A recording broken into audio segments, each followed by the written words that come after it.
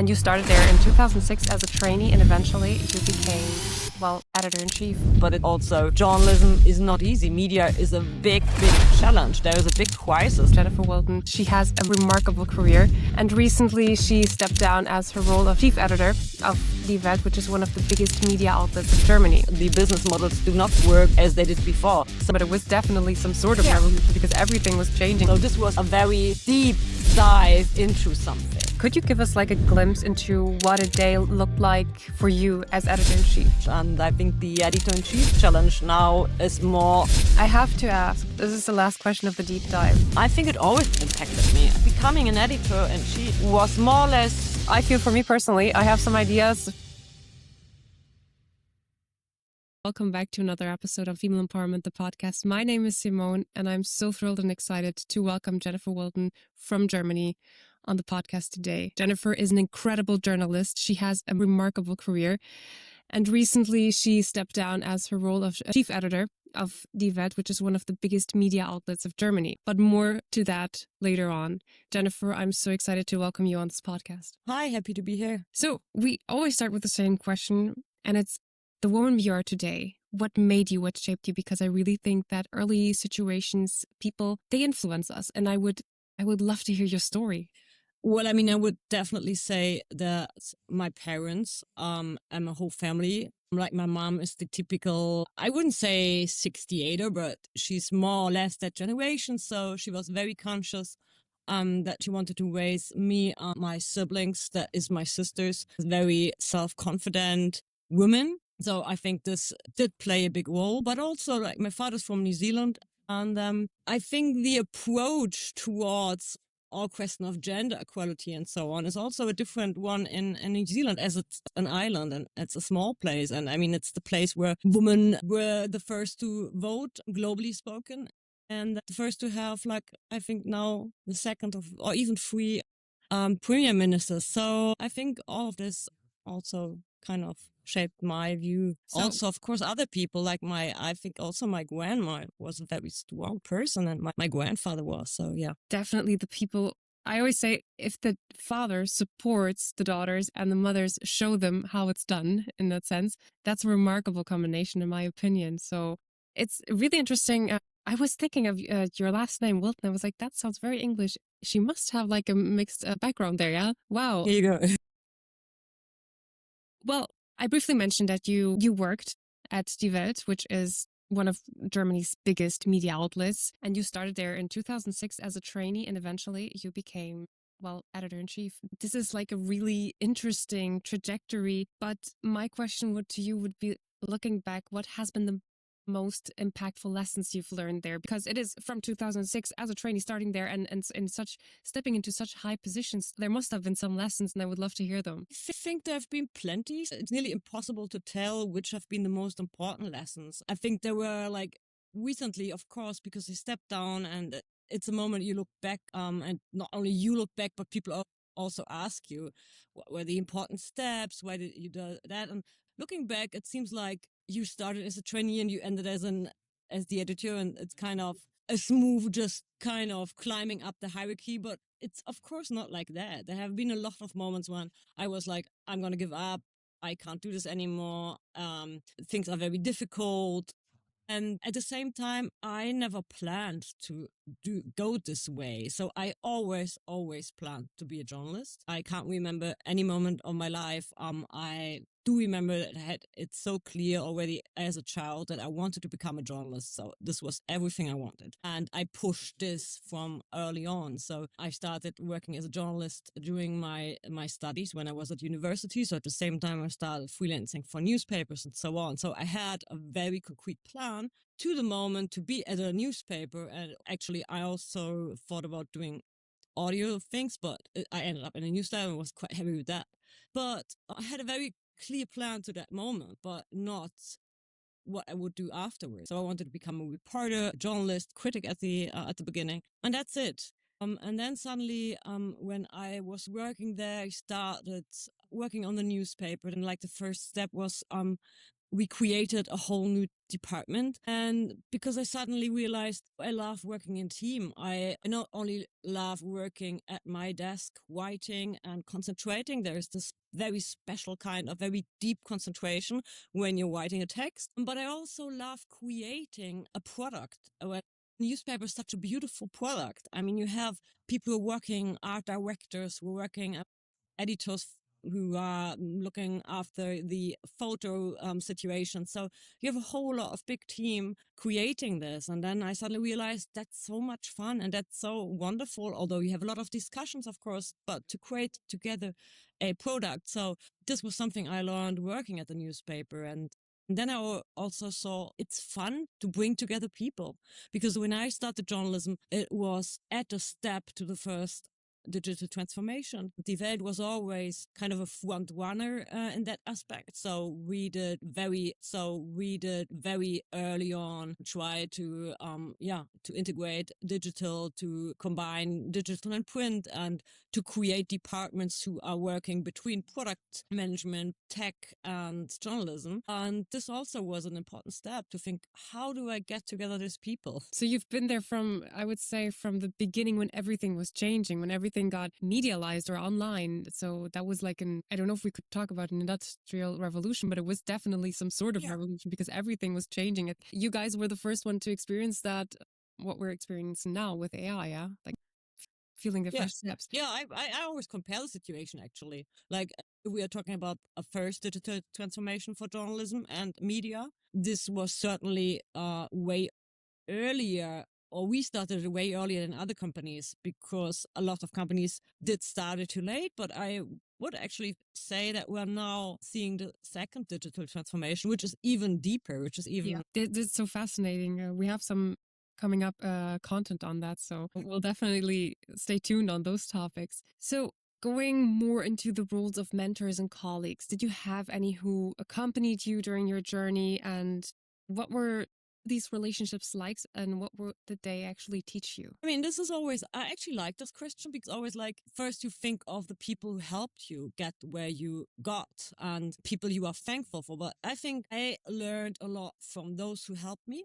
and from those who didn't want to help me, or like the contrary. So the people I got into trouble with, or even bosses I didn't like, I also learned a lot from them, because they showed me how I don't want to be as a boss, for example. Also, yeah, I think, like, I mean, in the moment, difficult moments are difficult moments. There's nothing to soften about that. But later on, you often realize you learned in those moments. I think that I now feel I got to a certain point of resilience I wouldn't have gotten to without the bad experience I made. Anyway, I did have people, also mentors, who helped me. And I think this is quite important. I would love to say I had a female mentor who helped me through. And at the beginning of my career, it was really an issue. Later on, sometimes again, and back and forth. But in the moment, I think, at least for my generation, you start climbing up the hierarchy, and you get from, like,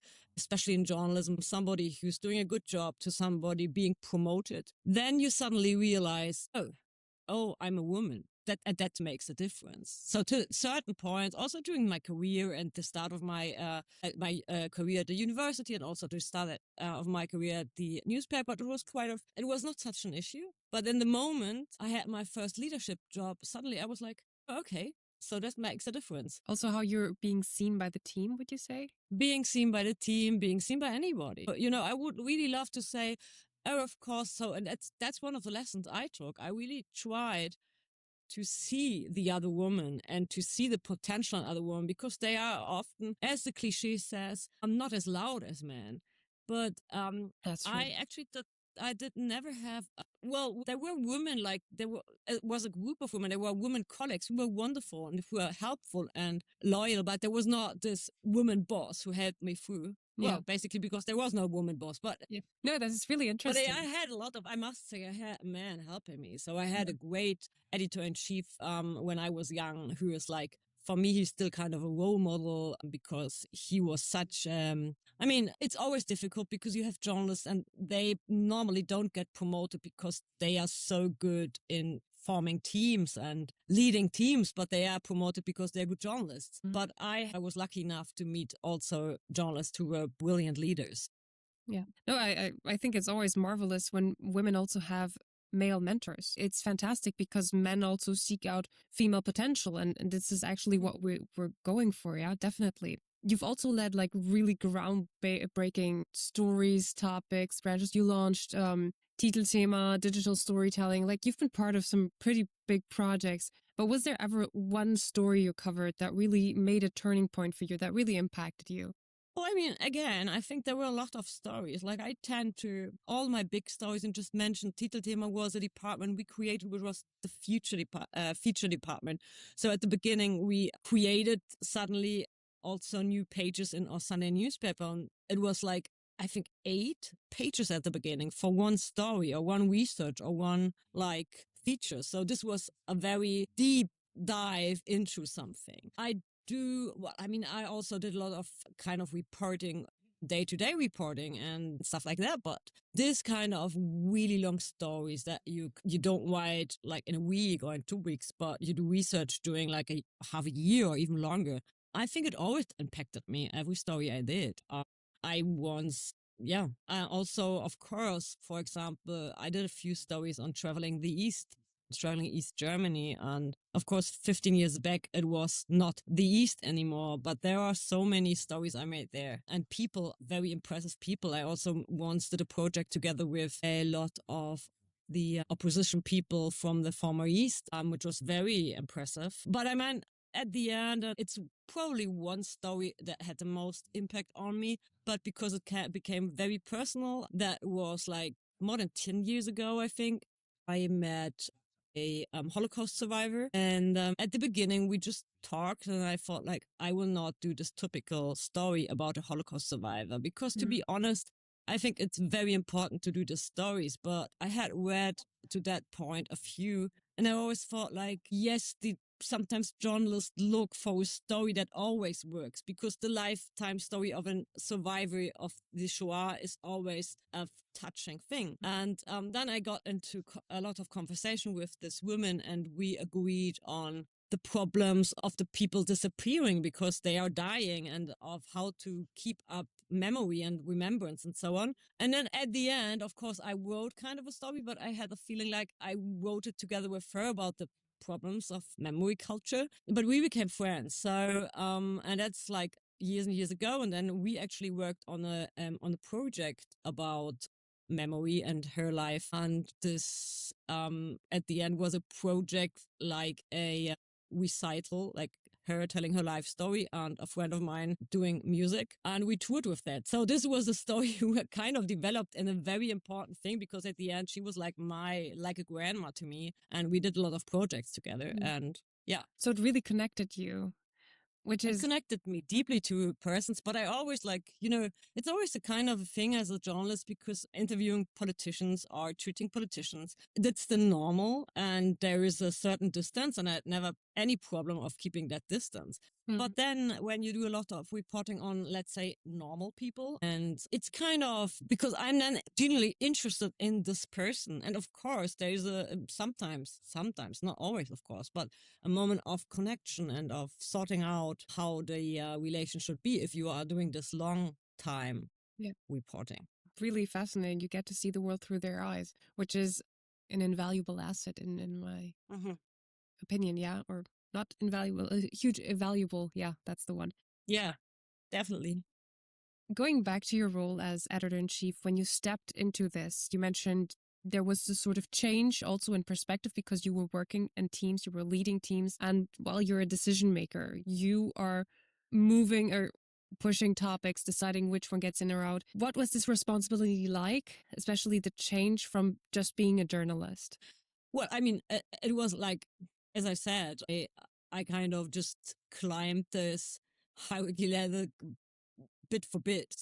I was a journalist, but I had led teams before. I had a department, and I had another department, and I led the investigative unit. So I was used to leading people, groups of people. So it was not the first, like everything was bigger and more responsibility, but it was not like new. So you went there gradually, step by step. You grew Yeah, into that I role. would say. But anyway, I mean, at that moment, I really like when they asked me, I was kind of, do I really want to do that? Do I want that amount of responsibility? Am I able to do that? Mm. And also, at that point, I did know what it meant to have a position like that in a big organization. Like back in the old days, an editor-in-chief that didn't mean the same thing as it does now with all these transformations we're going through. It's a management role as well. Okay. And I know that things you do or your daily work life changes quite a lot. So this is also a decision if you want to go on concentrating more on content and on writing, or you get deeper into this organizational stuff. So I did hesitate like a second, but then I said yes. And I really never regretted it. Like from the second week, I was like, it's amazing. It's so interesting. It's so good because you can take so many decisions by yourself. So I never had any problem to decide things actually. And I really liked it. From beginning on, I really liked it. And I liked it actually more than I thought I would like it. Okay, this is interesting. So going into different positions also allows us to see different sides of or find strengths of our personality, what we're good at, because to make decisions, it can be tough. And especially if you have to do it continuously. Definitely. Wow, this But is I don't think that I ever had, like in work life, that I ever had any problem. Hmm. But I think this becoming an editor in chief was more or less one of the only steps I made when I thought by myself, oh, just a second, let me think it through. I'm not sure if I can do it. And the very moment I started, I was like, oh, yes, that's actually exactly what I wanted to do. So just kind of, that never happened to me before. I was always like, oh, I can do that. I would like to do it. And I did it. Yeah. You hadn't set your eyes on this position at the beginning, but you grew into it and you realized you were good at it, which is a marvelous transition, I would say, in my opinion. So going back to the media leaders today, you briefly mentioned it's different nowadays than it used to be.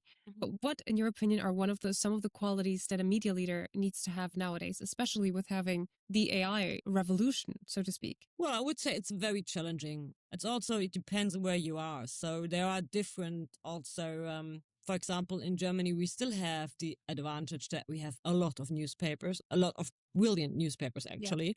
And we have still a lot of regional newspapers. And then, for example, but the structure there has also changed. So we have some groups who own a lot of regional newspapers, some in the north, some in the south, and others who own all. So being an editor in chief there is another challenge than being an editor in a national newspaper, of course. And I really admire a lot of my colleagues, what they are doing, how they are embracing change, how they are trying to preserve journalistic values, although it's very difficult because it's not only, of course, the technical innovations you have to embrace, but it's also journalism is not easy. Media is a big challenge. There is a big crisis, and the business models do not work as they did before. So you actually have to do more with less money and less people, and that's a big challenge. And I think the editor-in-chief challenge now is more one of a manager who has to be everywhere at the same time, who has to work with the people, have an eye on the content, have an eye on how to transform the whole house, because it's not a newspaper anymore, to the digital age, how to integrate AI, or even think, because I don't think that AI is an integration thing. It's more think a lot of processes new with AI. Yeah, so this is a big one. Yeah, definitely. Could you give us like a glimpse into what a day looked like for you as editor in chief? Just to give us some idea, because I feel for me personally, I have some ideas from, this is not a good example, but Carrie Bradshaw or Gilmore Girls, you have a short glimpse of it, but I don't think they are kind of romanticized. So I would really love to get like Started actually, it was not like exactly like that, but not so far from that. And of course, there is still, and I must say, as I said, there are different challenges in different places.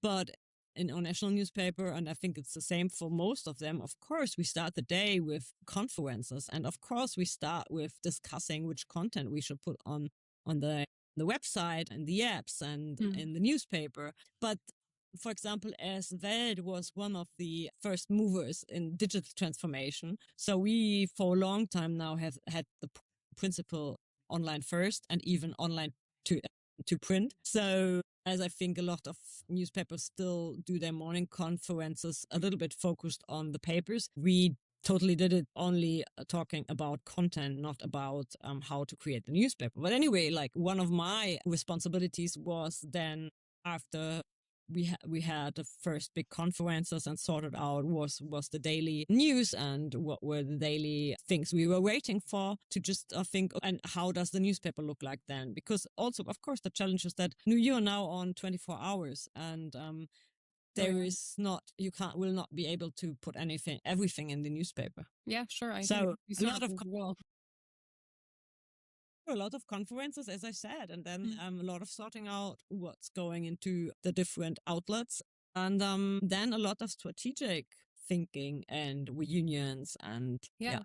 What advice you would give, well, people stepping into leadership positions? It's very difficult because I think actually you have to grow into it. Probably there are people who are very talented. As I said, I met people during my career um, who would serve for me. I think who are that good that I are real role models. I think it's always like not everybody works as a role model for everybody. I think of course there are people who are kind of just talented. They are able to treat people in a good way and they are not, I think it's good to be empathetic and emotional, but to a certain extent. There are moments you can't be empathetic and you can't be emotional and you shouldn't be as a leader. And that's for the good of the people, not why because you don't understand them. But then like the other day I had a conversation actually about that. And then I remember that one of the leaders I admired most once said, I understand my role as a role to serve the people. Like I am the team who should serve the team. And I think this is a really amazing approach. I think not a lot of leaders have this approach because of course, sometimes you have to do that and this and that and that. And then there are people approaching you with like problems and you feel like, I don't know if I have just the second or the space now to listen to you that long because there are bigger problems now. But no, probably that is a good leader who is kind of able to listen always. To manage it and balance it.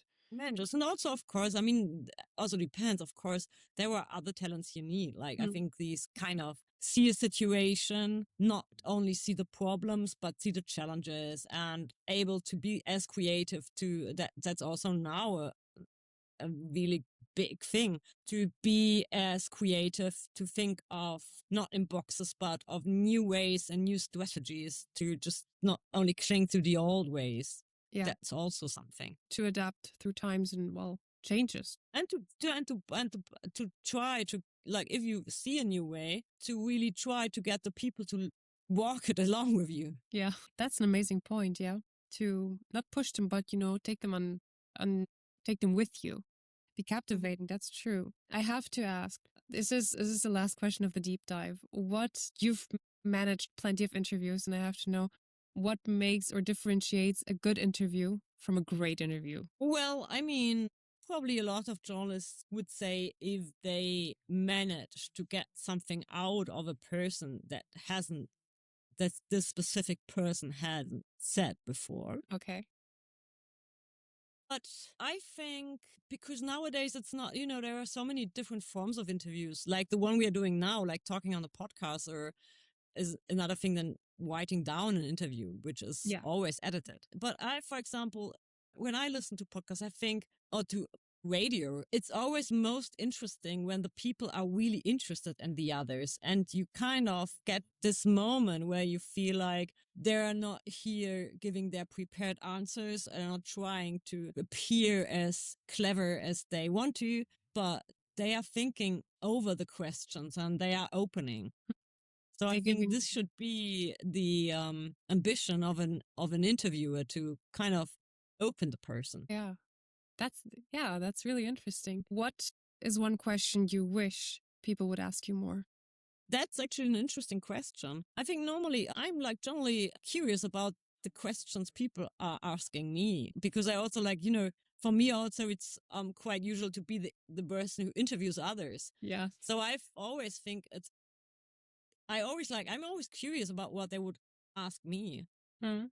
especially if it's like something I wouldn't have thought of. So Exactly. I actually never, yeah, because I And mean everything, like every question I could think of, I probably have an answer prepared. And just kind of probably, yeah, or any yeah. answer in mind. Because if you ask me what would be a question nobody asks you and you would like to be asked, that's probably something I have a very fixed answer to. And a question that surprises you. That's great. That's really great. No, but it's true. You're suddenly on the other side.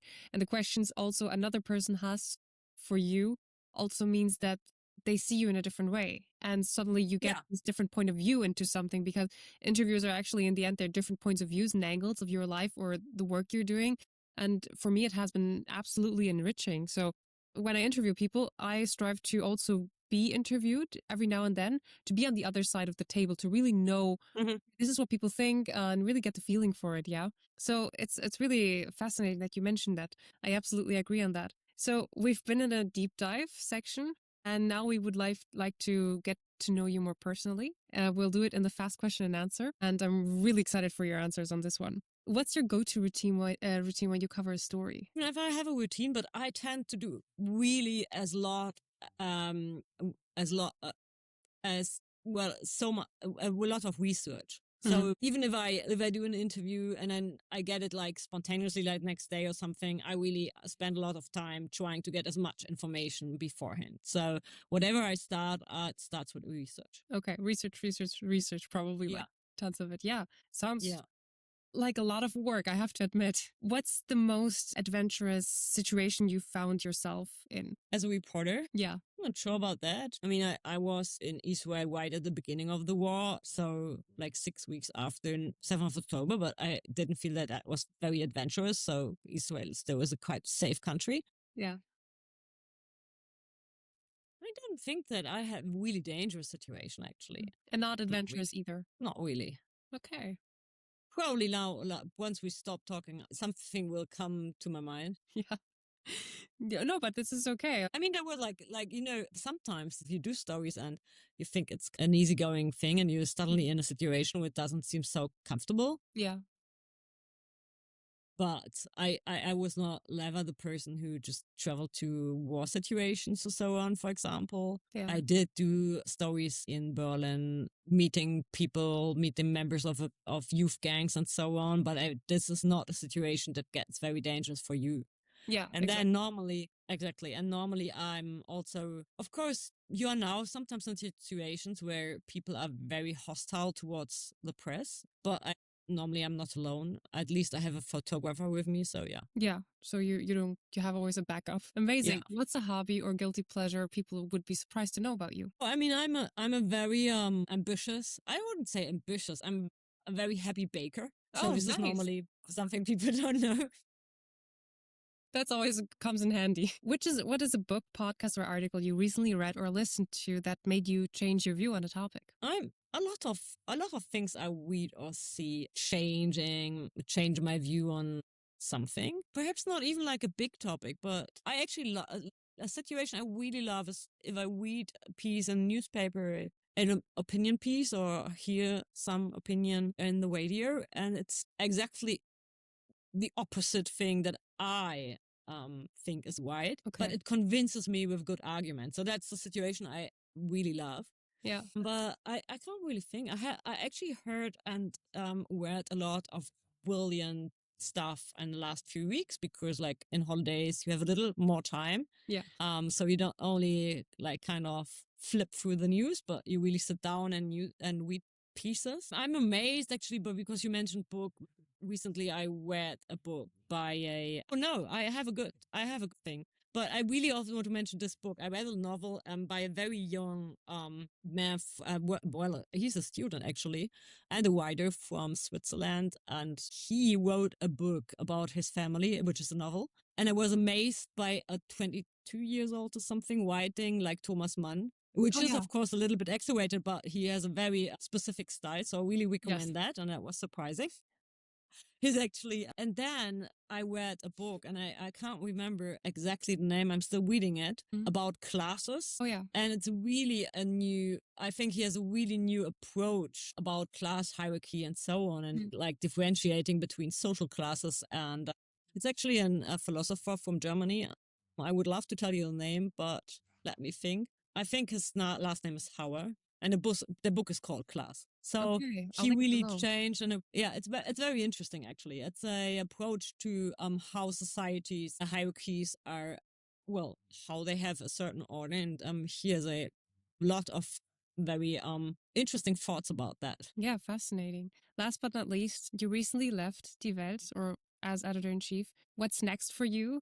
And which emotions accompany you with this decision or this new chapter? So I can't really disclose where I'm going, but as everybody knows, I left, and it's never easy to leave a place where you've been so long. It's of course, it was kind of my family, and I were so many wonderful people I had to leave behind now. But as you mentioned, I've been there so long. If I wouldn't have left now, I probably wouldn't have left never. And I think it's also important for me at this specific moment in my life to do something new. And there are also still very interesting jobs in journalism.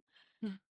And I feel and really urgent, as pathetic as it might sound, but an urgent need to work really hard on defending this journalism. I mean, when I say journalism, I'm based on very clear principles. And I do realize that we are losing a lot of readers. And I'm not only talking business now, we are losing people as readers who are not believing in journalism anymore, who are not trusting journalists anymore. And I really feel an urgent need to do whatever I can to change it. Yeah, yeah.